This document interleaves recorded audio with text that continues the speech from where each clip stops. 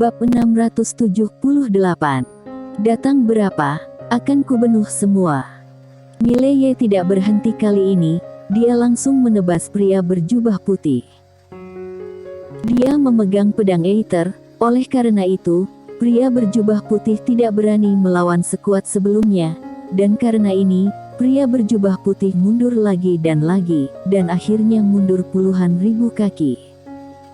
Di sekitar Mileye dan pria berjubah putih, pedang terbang terus beterbangan.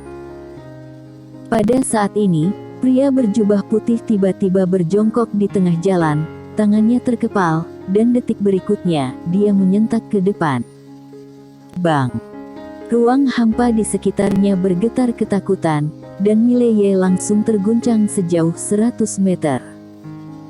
Pria berjubah putih menatap Mileye, dan pada saat ini, wajahnya sangat muram. Aku benar-benar meremehkanmu.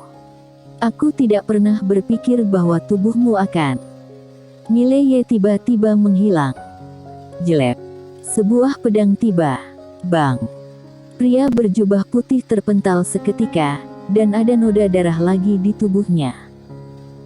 Pria berjubah putih menatap Mileye, dan pada saat ini, Mileye tiba-tiba muncul di depannya, menebas lagi dengan pedang. Kali ini, bukan pedang Aether, melainkan pedang penakluk jiwa. Dengan tebasan pedang ini, pria berjubah putih tidak bisa menghindar sama sekali, dia hanya bisa melawan dengan keras, lengannya disilangkan. Bang! Pria berjubah putih langsung mundur belasan meter jauhnya, dan begitu berhenti, seluruh wajahnya berubah drastis, karena jiwa dalam tubuhnya tercabik-cabik. Jiwa terkoyak. Pria berjubah putih menatap Mileye dengan ngeri, apa yang kamu?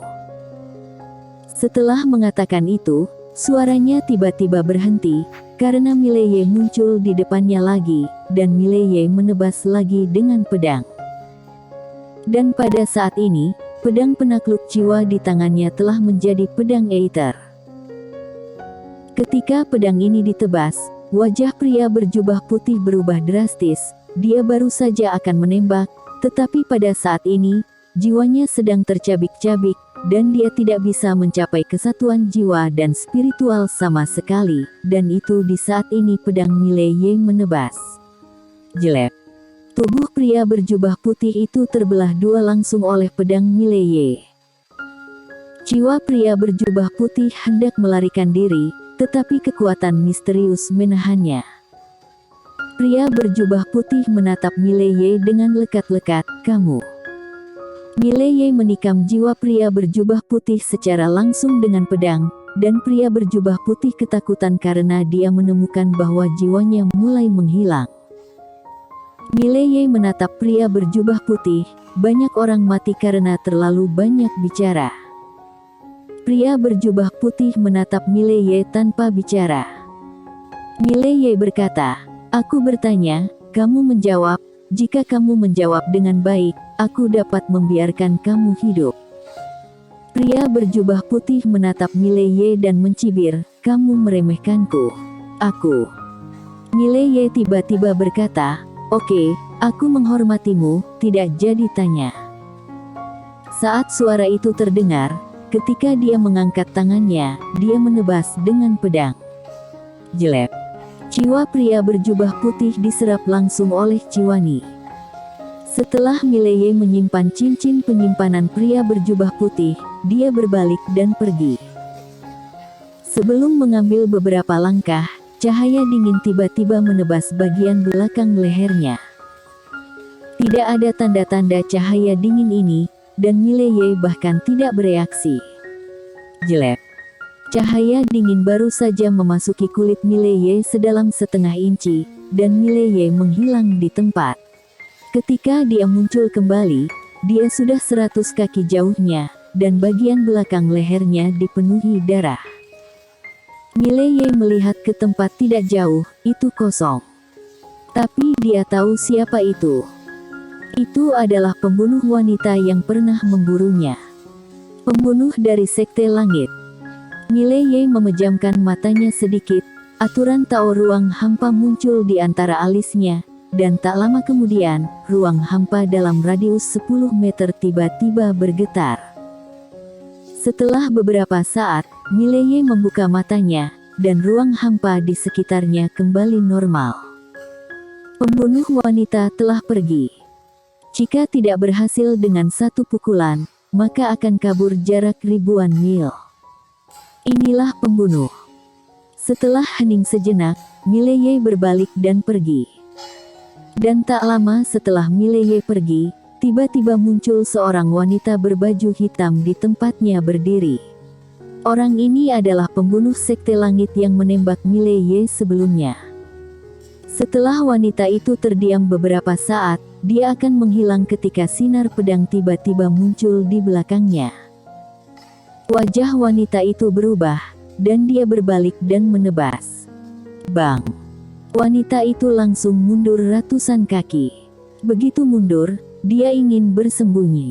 Pada saat ini, ruang hampa di sekitarnya mulai menyusut selapis demi selapis, dan akhirnya terbentuklah sangkar ruang hampa. Sangkar ruang hampa ini langsung menjebak wanita ini. Pada saat ini, Mileye muncul di depan wanita itu. Dia melirik wanita itu, "Aku juga bisa bersembunyi." Wanita itu tiba-tiba menembak, Mileye memblokirnya dengan pedang. Bang! Pisau di tangan wanita itu langsung hancur, dan pada saat yang sama, pedang Mileye langsung menyentuh alis wanita itu. Mileye memandang wanita itu, "Apakah kamu ingin hidup?" Wanita itu diam. Mileye menusuk pedang ke depan dan dengan lembut mendorongnya ke depan. Pedang itu masuk setengah inci, dan dalam sekejap, darah di antara alis wanita itu menyembur keluar seperti mata air. Mileye memandang wanita itu dengan wajah tanpa ekspresi. "Mengingat kamu seorang wanita, kutanyakan lagi, apakah kamu ingin hidup?" Wanita itu diam. Mileye hendak menusuk dengan pedangnya, dan pada saat ini, wanita itu tiba-tiba berkata, "Ingin." Mileye sedikit terkejut. Dia tidak menyangka wanita itu akan menjawab seperti ini. Dia menyimpan pedangnya dan berkata, "Apakah kamu tahu apa yang harus kamu lakukan?" Wanita itu menatap Mileye, "Aku tidak tahu." Mileye berkata, "Jadi anak buahku." Wanita itu diam. Mileye berkata, "Serahkan satu bagian belahan jiwa." Wanita itu tetap diam. Ekspresi Mileye menjadi lebih dingin. "Kesempatan terakhirmu." Telapak tangan wanita itu terbentang, lalu seuntai jiwa terbang di depan Mileye. Mileye menyimpan jiwa wanita itu, lalu dia menatap wanita itu, "Sekte Langit, apakah ada orang lain selain kamu?" Wanita itu mengangguk, "Ya." Mileye bertanya, "Berapa banyak?" Wanita itu menggelengkan kepalanya, "Aku tidak tahu." Mileye sedikit mengernyit, dan wanita itu berkata lagi, "Tidak tahu." Mileye berkata dengan nada berat, "Sekte Langit juga menginginkan harta tertinggi itu." Wanita itu mengangguk. Mileye berkata dengan nada berat, "Selain Sekte Langit, apalagi yang kamu tahu tentang aku?"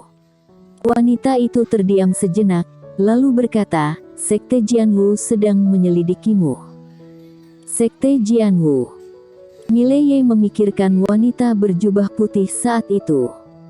Wanita berjubah putih itu adalah guru leluhur dari Sekte Jianwu. Apakah pihak lain juga menginginkan harta tertinggi itu? Setelah hening sejenak, Mileye berkata, "Ikuti aku. Jangan menampakkan diri." Saat suara itu terdengar, dia menghilang begitu saja. Di tempat, wanita itu menghilang setelah lama terdiam. Setelah setengah jam, Mileye kembali ke alam semesta chaos. Di dalam aula sendian, Mileye duduk dengan tenang, dan di depannya ada Michelle Sangguan. Mileye bertanya, "Bagaimana dengan alam semesta sejagat?" Michelle Sangguan berkata, "Semuanya sudah ditangani. Ada banyak sekte dan master di sana, kita telah merekrut mereka." Mileye mengangguk, jika tidak ingin datang, jangan memaksanya. Michelle Sangguan berkata, dimengerti. Mengatakan itu, dia memandang Mileye, apakah kamu menjadi lebih kuat lagi? Mileye mengangguk, terobosan dalam fisik. Michelle Sangguan tersenyum sedikit, selamat. Mileye berkata dengan lembut, suruh orang kita semua bersiap, mereka seharusnya melakukan langkah besar. Michelle Sangguan ragu-ragu, lalu mengangguk dan berbalik untuk pergi. Pada saat ini, Mileye tiba-tiba berkata, bawa aku untuk bertemu dengan orang-orang pasukan Zudao. Michelle Sangguan memandang Mileye, kamu ingin menggunakan mereka? Mileye mengangguk. Sangguan mengangguk, oke. Mileye dan Michelle Sangguan meninggalkan aula, dan di bawah kepemimpinan Michelle Sangguan, keduanya memasuki langit berbintang yang luas. Di langit berbintang, Mileye berbisik, mereka tidak di alam semesta chaos. Michelle Sangguan menggelengkan kepalanya, tidak di sini. Mileye mengangguk, dia melihat ke kedalaman langit berbintang, dia punya firasat buruk. Wilayah utara dunia Akbar Xuan Huang telah gagal berkali-kali, dan kali ini, lawan tidak akan pernah menahan diri lagi. Dulu masih bisa dikatakan bahwa lawan meremehkan musuh, tetapi jika sekarang lawan masih meremehkan musuh, itu akan sangat bodoh. Dan dia tidak percaya bahwa Raja Wilayah Utara itu sebodoh itu. Tidak butuh waktu lama bagi Mileye dan Michelle Sangguan untuk datang ke benua di mana hanya ada sedikit orang dan energi spiritualnya sangat tipis. Michelle Sangguan membawa Mileye ke kota kuno. Di kota kuno, keduanya datang ke sebuah restoran. Di sebelah pintu restoran, berbaring seorang pria. Pria itu berbau alkohol dan berpakaian compang camping. Mileye memandang Michelle Sangguan yang berjalan ke arah pria itu dan berkata dengan lembut, Yano. Tidak ada jawaban, dan pria itu masih tertidur lelap. Michelle Sangguan memandang Mileye, dan Mileye tiba-tiba menghunus pedangnya dan menebas. Jelek. Gumpalan cahaya pedang memotong lurus ke arah pria itu. Pada saat ini, mata pria itu tiba-tiba terbuka, dan dia meninju cahaya pedang Mileye. Bang!